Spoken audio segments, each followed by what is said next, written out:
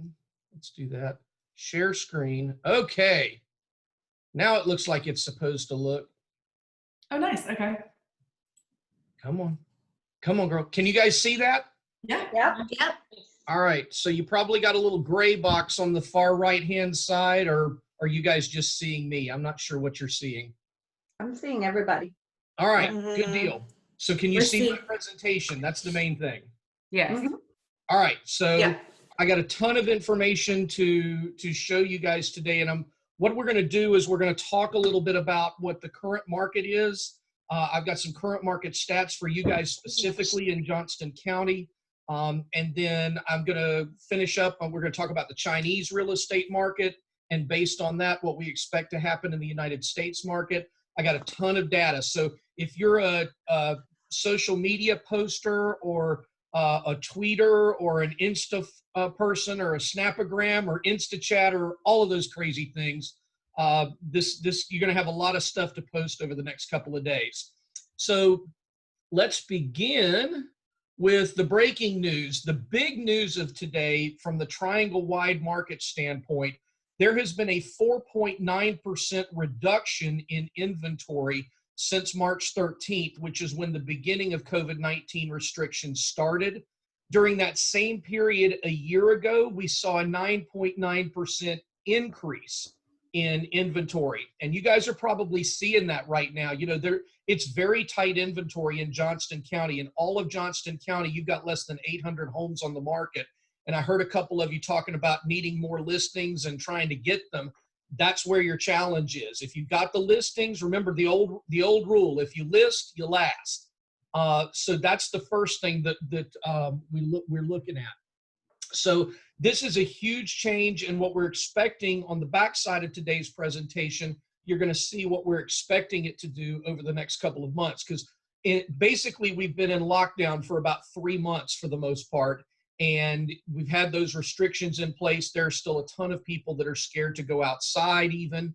You know, the people, there are a lot of people like me. I have lupus and Crohn's disease and have been through chemotherapy with my kidneys. So I'm one of those that's at high risk. So I'm really careful about where I'm going. When I go to the grocery store, I'm masked up, I'm wiping down everything. There are still a lot of people that are in that mode, and they're waiting to see what happens, especially with all the riots and businesses being reopened. We're interested to see what's going to happen over the next 2 weeks with the increases in the COVID-19 cases.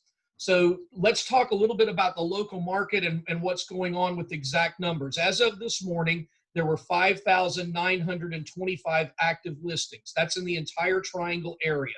That's including about 21 counties at this point. There may be 1 or 2 listings in outlying counties around that, but for the most part, we're talking about a 21 county basis around the Raleigh, Durham, and Chapel Hill area, the Wake and Durham County area.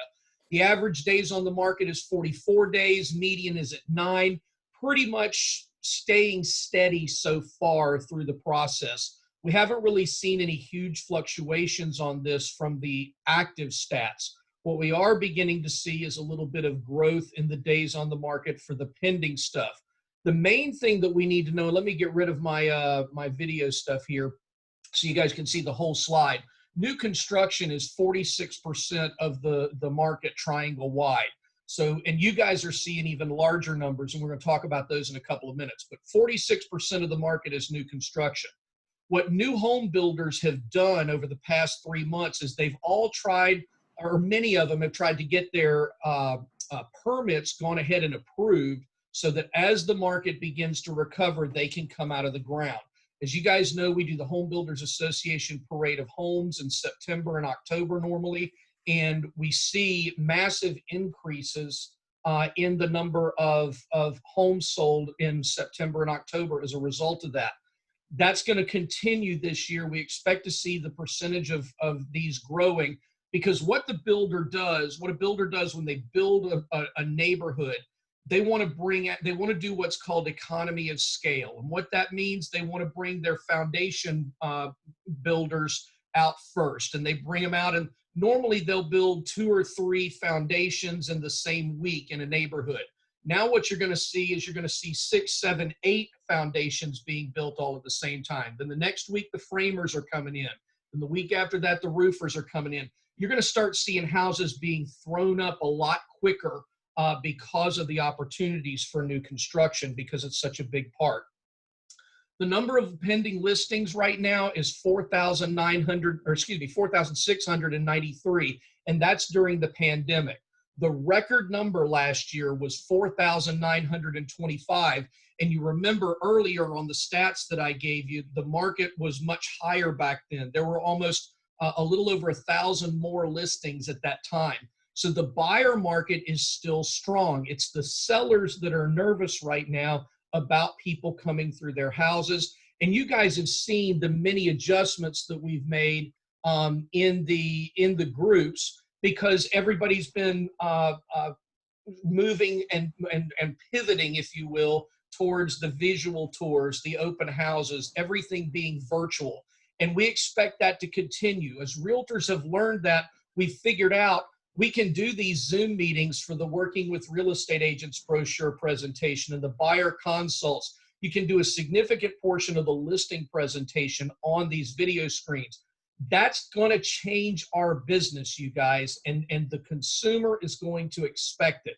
They see that we can do it now, and now there's going to be an expectation that we can do that. So I want to make sure you understand it.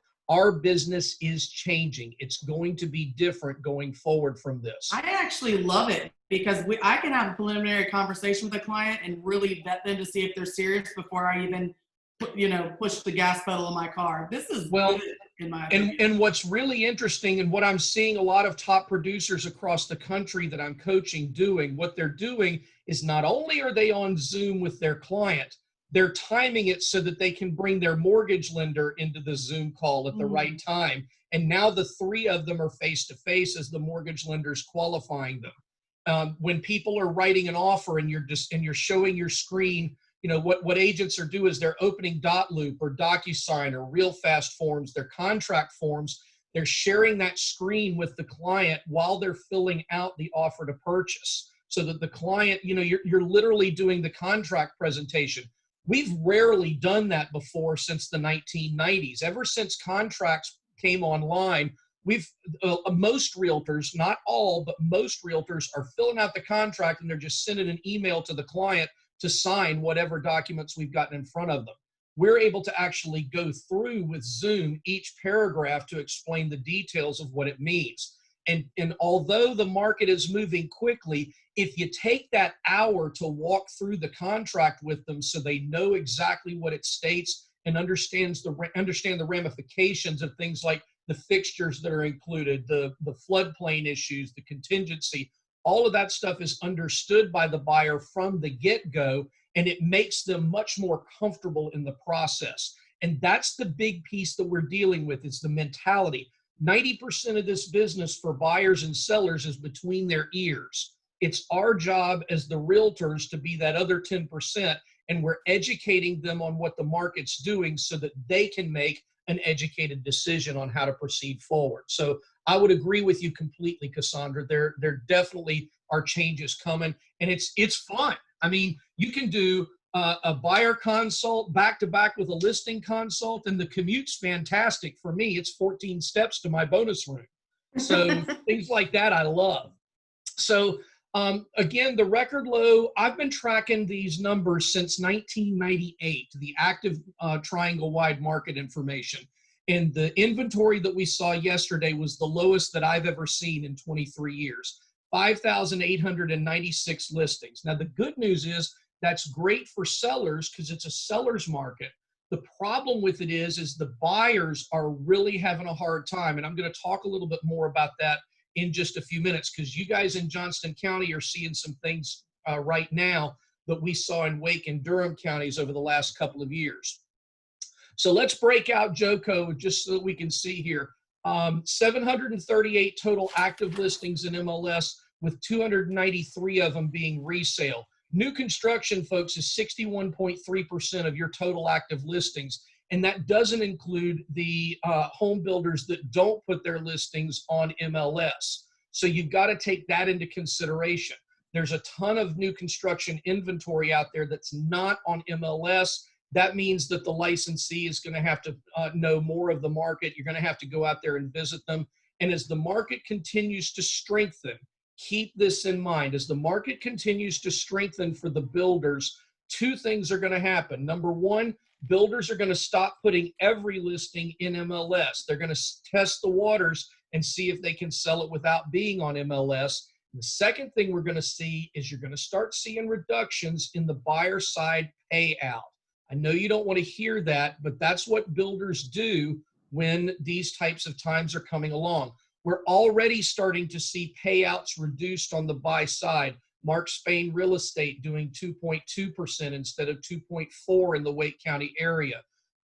Their offer pad is paying out 2% on some of theirs instead of the 2.5% they've normally paid. Open Door is paying out lower than market averages. The market average in our area is about 2.4 to 2.6%.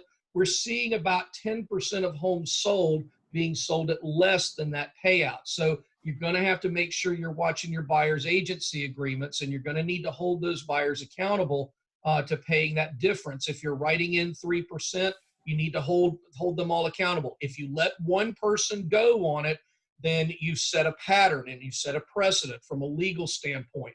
So you've got to enforce that from the first moment. That's really important, especially for you that have teams. You know, you can't let people out of contractual obligations. Otherwise, you do create that precedent if there's ever a legal action taken. So keep that in mind. The other thing that we're seeing in Johnston County that I'm starting to hear about is corporate buyers purchasing low-priced homes to use as rental properties. Here's the good, the bad, and the ugly with that. The good is that it's buying up inventory, and sellers love it because they get a cash offer for full price, and often it's done during the coming soon period. If you're using that new coming soon period, you know, that can be found, and that's what these corporate buyers are looking for. They're making an offer before the property goes live in MLS as an active listing, and they're making you a full price cash offer. And the sellers are getting excited about that because they know they don't have to get an appraisal. They know that this corporate buyer's probably got money to pay for any repairs, and they don't have any worries. It's almost as good, to be honest with you, as one of these iBuyers coming in and purchasing it. But it's actually better because they're not going to ask for any repairs. They just want to get in the house, get their fix-it guy over there, and get it ready to rent out as soon as possible. The bad side of this is a couple of things. Number one, you're increasing the number of rental properties in an area, and if they get too many, that's going to eliminate FHA and VA certification for those neighborhoods. And if that happens, when you lose the low-end neighborhoods to FHA and VA homes, you start having, or to FHA and VA loans, you start having issues with people qualifying for homes in the area. If you've got more than 20% typically that are rental properties in a neighborhood, FHA and VA are no longer going to approve loans and back the loans in those areas. So you have to keep that in mind. The other thing that it does do, it can drive up prices because a lot of times the realtors know when the corporate buyer is going to purchase it. And when you know that it's an opportunity for a corporate buyer, it's real simple, folks. 3 bedrooms, 2 baths, and a 2-car garage on a half-acre lot for $200,000 to $250,000. They're coming at you. Okay, hold on just a minute. I think my Wi-Fi was a little soft there, so I'm sorry if I buffered a little bit. But the key is if you've got a listing that's coming on between 175 and 250,000, those corporate buyers are coming in there to snatch it up, and they're gathering as many as they can. And what's eventually going to happen is they're going to sell them off as packages. So you're going to have smaller investors. They'll come in and buy probably 200 homes in an area and then package them off in 5 or 6 units because they're investors, individuals like me that actually buy property like that from them. So you've got to keep that in mind. One thing that you may want to look at, you need to start meeting hard money lenders and other people that have cash that can help you invest in investment property. Those of you that have taken my classes before, you've heard me say, realtors don't get rich by selling homes to other people. We get rich by owning investment property. And if you've got the ability, when you go into one of those homes and you know that that client's going to be interested in selling, you can buy it at a 2 to 3% discount because you can buy it without them having to pay the commission on the real estate. So if you or I buy a house at $200,000, we're actually netting a payout of probably only 190 to 191, where if we charge them the seller's actually making more money by us buying it at 200 than they would be by the regular person buying at 200, because they're going to net more because we can buy it for less. So think about that. If you haven't thought about investing, this is a great time to invest. Interest rates in March were at their lowest point in history, and the buying power of that interest rate is huge right now. So look for those opportunities to make more opportunity for yourself. All right, national trends. As I just stated, March 1st through 8th of this year, the average national mortgage rate hit an all-time low. And you see the graphic here as it ran through March of this year. This is the 30-year fixed rate mortgage that we're talking about. We are literally seeing 30-year mortgages that are being given out for 3.2 and 3 and 2.75%. I had a buyer that had a 765 credit score that got a 2.65% 30-year loan. That's insane, you guys. We never thought we would see that. Never in our lives did we think we would actually see that. So that's huge. Oops, hit the button too fast. The other thing that we're seeing, mortgage applications up 10% from last year. Remember when we told you earlier, there was more inventory last year. There was a record number of buyers in May and June. And here we are with mortgage applications ahead of that. And we're going to talk about what we're seeing with that here in just a couple of minutes. I got some more information on that locally and nationally. National trends.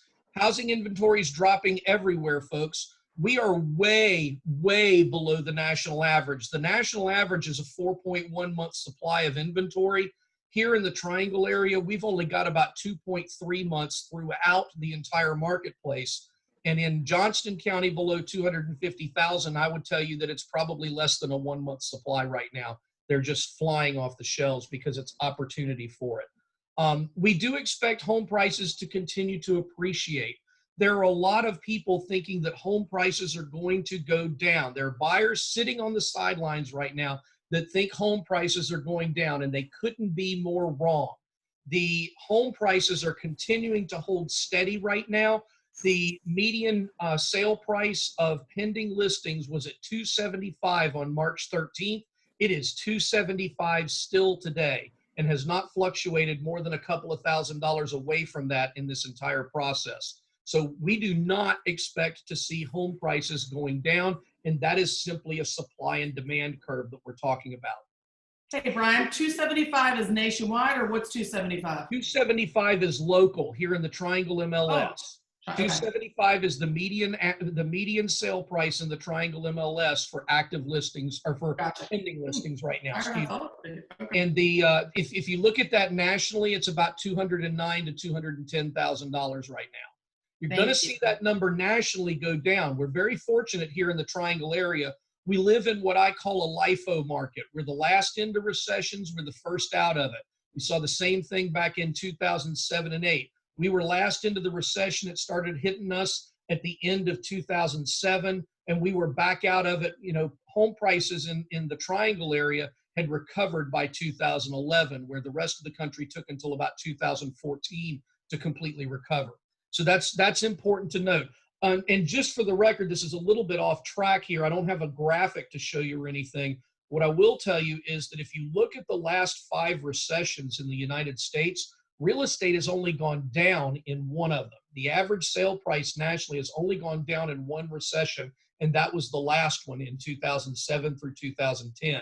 So the rest of them, we've seen slight increases of 1.25 to 1.75. And even during the savings and loan bailout recession from 1989 to 1992, we still saw an increase in value of about 3.6%. And that 3.6 increase in value is a median over the last 45 years. We typically see about 3.6% on average over any length of time. And interestingly enough, if you look at the Raleigh market, you guys, if we follow that trend line of the 3.6%, Raleigh is still below that trend line. Contrary to popular opinion in this area, the real estate values in Wake and Durham and Johnston County are far below where they should be right now. The median sale price in this area should be about $345 right now based on the market trends. But we lost a lot of that increase from 2009 to 2014. And even though we've had 6% appreciation, we're still not up to where we were expected to be 15 years ago before that actually hit. So that's a good number to understand. Next thing I want to talk about is unemployment. You're all hearing about unemployment numbers this morning because the new one came out. It was 1.9 million people unemployed, new unemployment filings. A total of 40.7 million people have filed for unemployment. This graphic shows you who's currently collecting unemployment, though.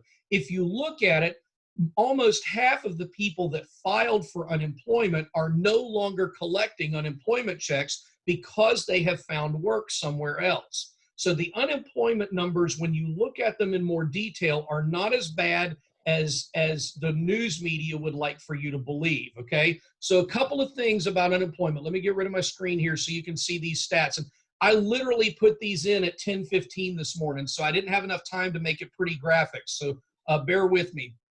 But when we look at this, like we said, many have already found other jobs, and the actual unemployed number right now is about 21 million. And yes, that's bad. I get it. If you don't have a job, it hurts. But if you look at the information, most of them are temporary layoffs. The hospitality industry has been hit the hardest: bartenders, servers, entertainers, custodians.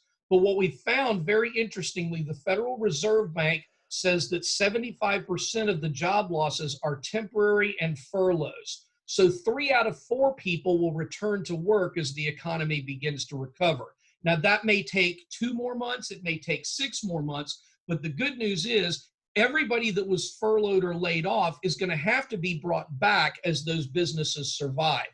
Contrary to popular belief, restaurants are not closing. Yes, you hear about the 1 or 2 that are on the news. You may know somebody that's lost their business during this process, but we've actually seen small business thriving right now because of the Paycheck Protection Act, because of some of the loans that people were able to get with the low interest rates, thanks to the stimulus package. And many of the banks, many regional and local banks are jumping on that bandwagon to try to help small business owners. What we have to understand, and this is my big one that I tell people when they say, yeah, but the labor market. Well, there's 164.5 million people in the U.S. labor force. And even if we take that 40.7 million unemployed folks, that's still 123 million that are still employed. So they can still buy. And if we move out that 20 million that we said has, even though they filed unemployment in the last 10 weeks, they've stopped collecting unemployment. If you do that, you're talking about 140 million people in the U.S. that still have a job that's still paying them. And there are a lot of people that are not working but are still getting paid by their employer because of the Paycheck Protection Program that we did back in March. Another one that's changing, that again, this is brand new information, hot off the press, as we used to say in my newspaper family back in the day.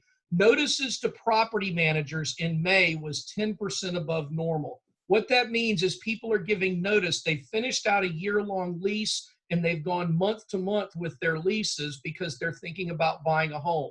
Notices that people were terminating in May. Now keep in mind, if we terminate in May, there's probably, or if we give notice in May, there's probably a 30-day or a 60-day requirement on the lease, which means if they gave notice in May, they're moving out either June or July. Tenants are realizing the opportunity with these low interest rates, and what we expect to see is people moving. That's why you're seeing these huge numbers right now. With the ability to borrow money at 3% or 3.25% on the top end, people are jumping into that opportunity. This was a very interesting data piece that I found this morning, and I called a couple of friends that are property managers here in the Triangle area, and they started looking at the numbers. One of them called me back within about 5 minutes. He says, holy crap, you just pointed out a trend. Now he's scared of vacancy rates being higher. So think about that. We've been talking about vacancy rates in the 94.5% range in the Triangle for 7 years. It's going to be interesting to see if we lose some of that vacancy rate. So the last thing I want to talk about is the Chinese real estate market indicators. And this is something that we have to understand. A lot of the information here depends on the reaction of people in the United States. The Chinese real estate market was hit very hard in the month of November and December. The market almost completely dried up, but it was back to normal by the last week of March of 2020. So all totaled, the Chinese real estate market suffered for about 4 months before it got back to its normal period. So if we take that information here in the United States, we know that COVID-19 issues here in the US began in February. So if you count 4.5 months, half of February, March, April, May, June, we expect the market to be back to normal by July. So expect that spring market feel in July, August, and September, especially with the boost that we get from the parade of homes. Here's the Chinese market slowdown from price increases. You know, now this is a chart. This is not tracking sales. This is tracking price increase. So you see that the Chinese market is still in the month of April increasing by 5.1%. Yes, it's gone down a little bit, but what we're seeing so far is that even though prices have gone down a little bit, we're still seeing 5.1% appreciation on that prices. So it's just a matter of 5% versus 7% in increase. So that's where the numbers are coming from. So with that said, I will open the floor up to questions. That's the extent of my presentation. This is my contact information. Those of you that have had classes with me before, you've probably already got this. And with that, I will open up the floor. I am yours to answer questions about anything and everything. If I don't know the answer, I'll at least try to make up something good.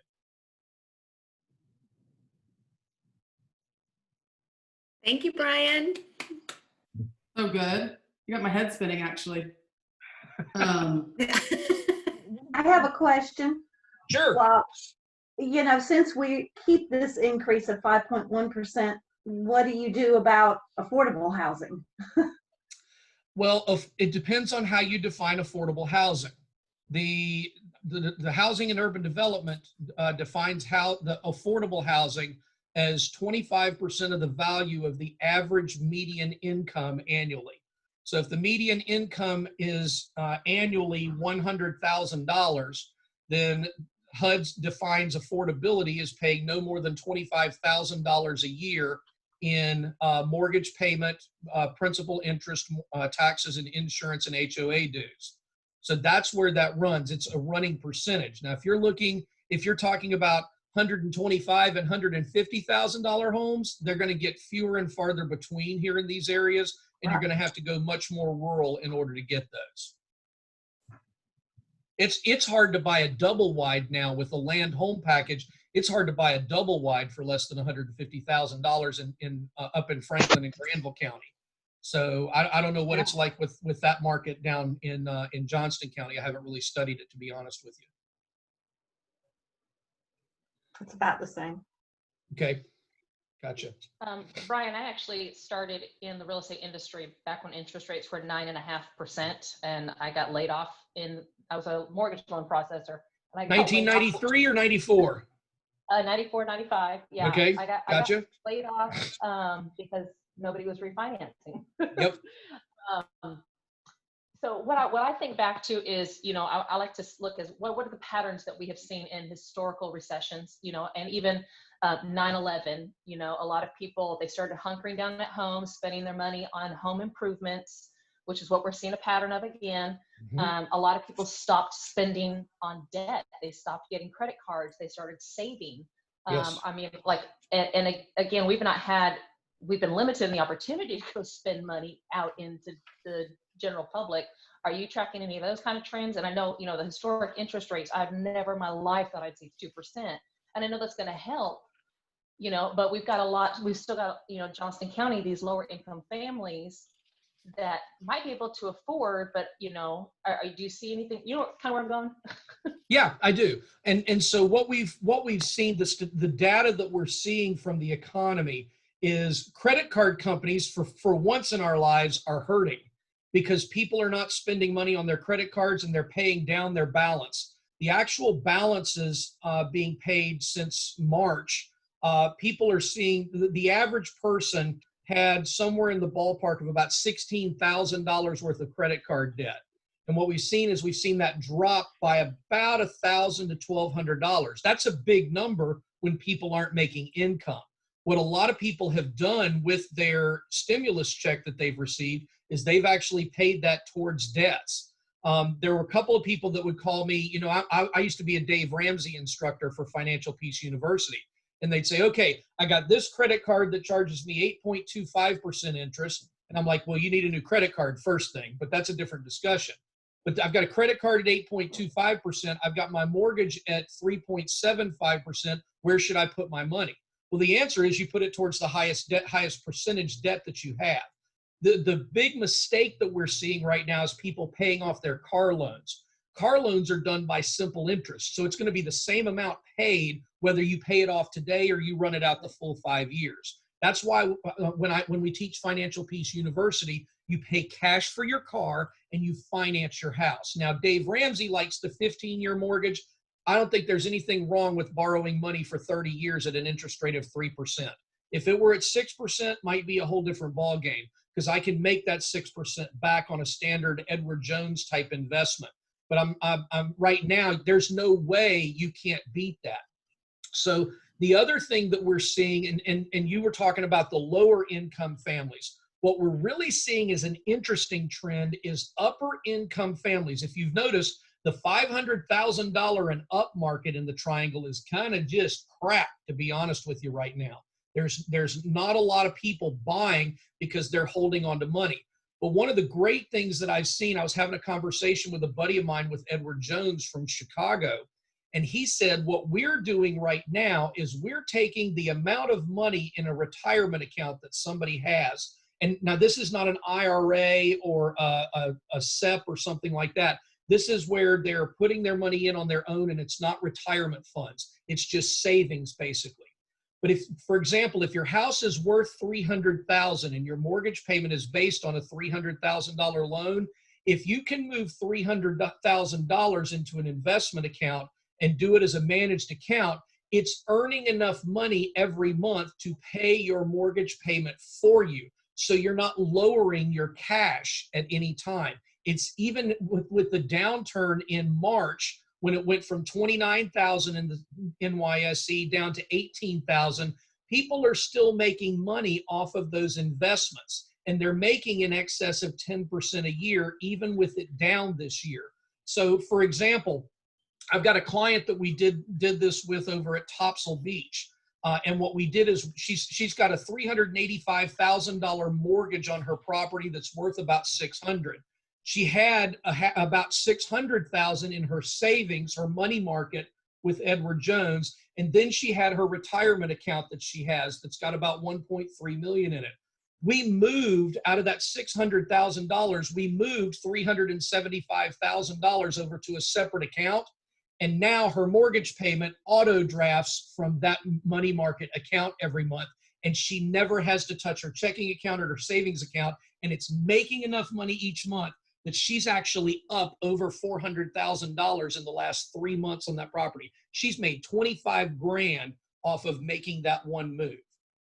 So it's all a matter, those of you that have had classes with me, you've heard me for years, and Cassandra's going to roll her eyes because I say it all the time. If you know the rules to the game, you can play it to a higher level. And we as realtors have to become financial advisors with how people can pay for their homes. That's what we're talking about when we're talking about creative financing. We're not talking about going to Antonio on the corner that's got the long duster jacket that's going to loan you money at 20% to get you in a house. We've got opportunities like this that are available out there. The hard part is that most realtors don't know they exist. And that's where we as top producers can lead the market into that direction.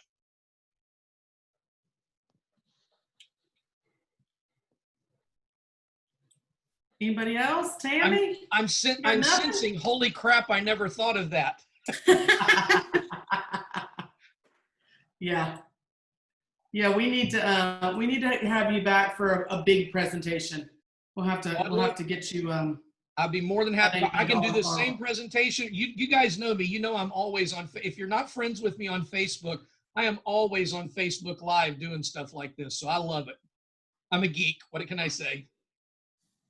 Love it. We appreciate it. Anybody else? Any questions? Any thoughts about anybody's mind blown about the data he presented? Anything a big surprise?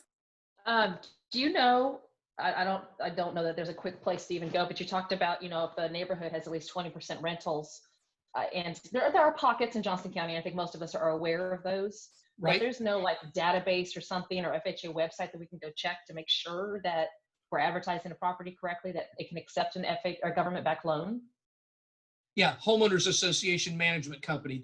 They are required by law to keep those stats. And then if the HOA is not keeping up with it, call your mortgage lender. They should be able to pull that data and let you know whether it's approved or not. Because each neighborhood has to reapply. I believe it's every 3 years, if I remember correctly. Neighborhoods have to apply for that FHA VA status, proving that they don't have too many investment properties in their neighborhood, especially with condominiums. Well, some of these. Yeah, I thought it was just condominiums. It is not just condominiums. It's the FHA is now doing it on single family homes too. They don't want too many investment properties in a community. Means that the properties are not kept up properly. And the lower the price range, the more dangerous that is. And you're right up the alley with the USDA and VA loans at their 100% financing that are doing that. Well, and I think that's where we would get into trouble, because if it's an older neighborhood that does not have an HOA, and then we're going to fight over, is it a neighborhood? Is it a subdivision? Right. I mean, and that's where you need to lean on your mortgage lender, because they can pull that data very easily. There's a page at the FHA website that the mortgage lender can log on to. I don't know where it is, because I don't want to have to learn another website. I got enough to go to, but your mortgage lender's got a website that they dial into out of Atlanta that updates neighborhoods all the time. Atlanta is where the region for the Department of Housing and Urban Development keeps all of that information for us.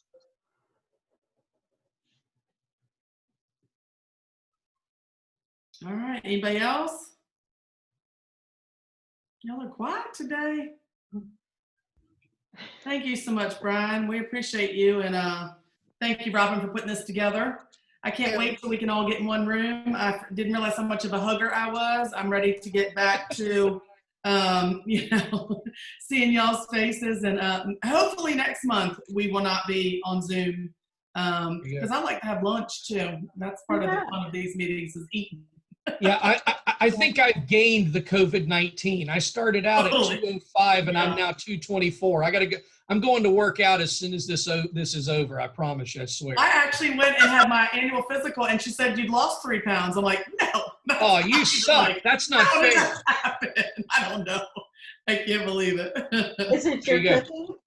Yeah, it's my own cooking, exactly. I have to tell you guys, I love it when Robin calls me though, because whenever my phone shows up and it says Robin Williams, I always think, oh, that's really cool. Oh, I appreciate Robin calling me. So thank you very much. We appreciate you being here.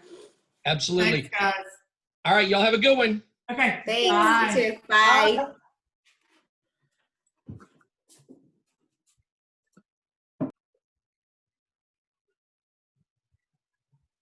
Trying to figure out how to get out of here. There we go.